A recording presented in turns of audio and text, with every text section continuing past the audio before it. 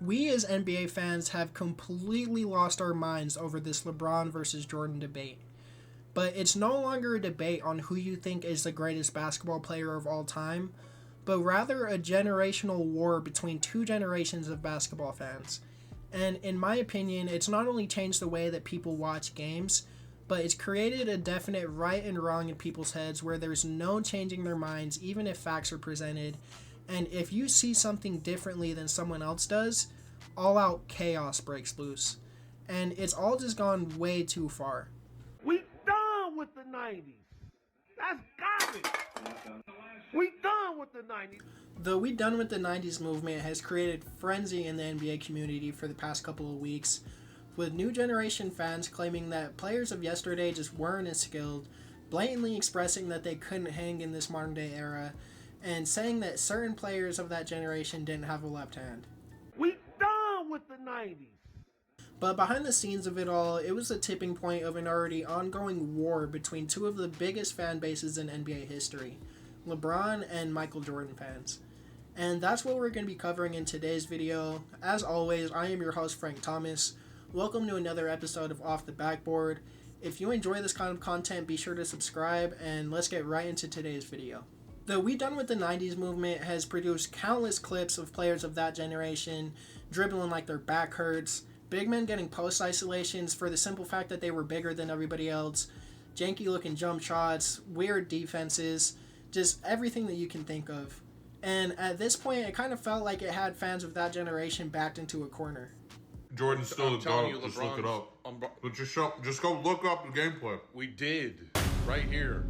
Look at this. They're running like Shaggy and Scooby down the court, bro. They don't even have their fucking hands up.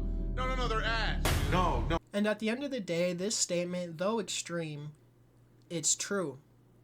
Well, partially true. Of course, some of the players of the 90s couldn't hang in the modern NBA, but isn't that the point?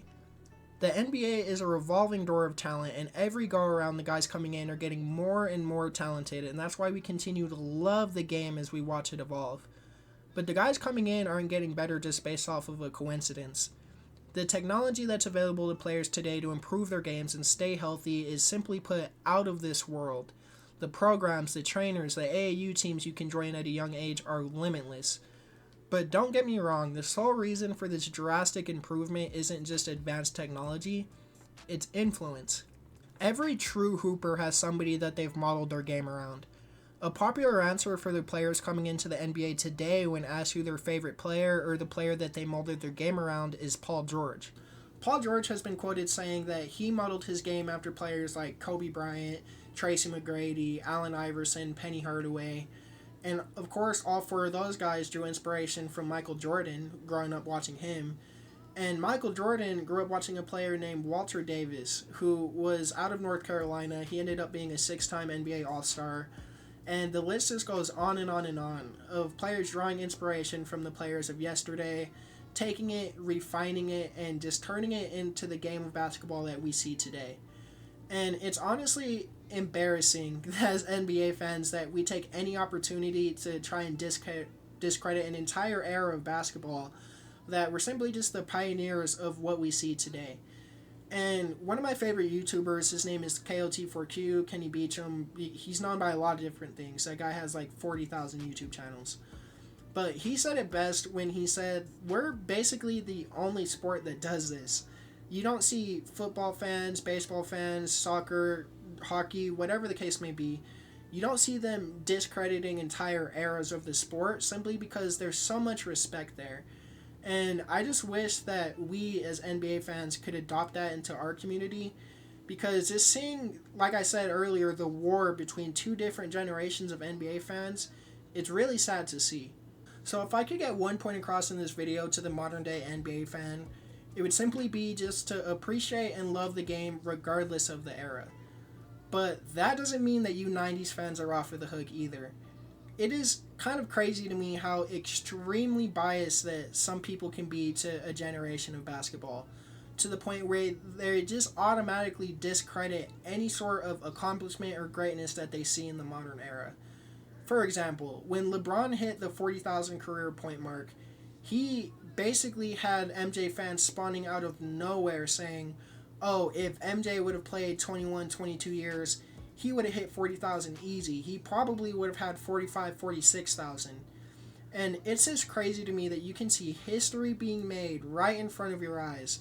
We probably won't see someone beat this record in our lifetimes, if we're being honest. And the first thing that comes to your mind is, oh, MJ could have did it better. Insanity.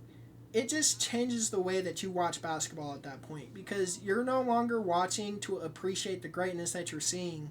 You would just rather nitpick for the generational bias that you hold. And don't get me wrong, at the end of the day, I'm sure that I'll have that same bias. You know, LeBron is my GOAT. Steph is the greatest shooter of all time. There's never been a more athletic point guard than Russell Westbrook. The list could go on. But I'm not going to let that decrease my appreciation for the evolvement of the game and the greatness that we see night in, night out on an NBA court. The game isn't perfect, and it's never going to be. But whether you're an MJ fan, a LeBron fan, a Kobe fan, whatever the case may be, don't let your fandom change the way that you enjoy basketball.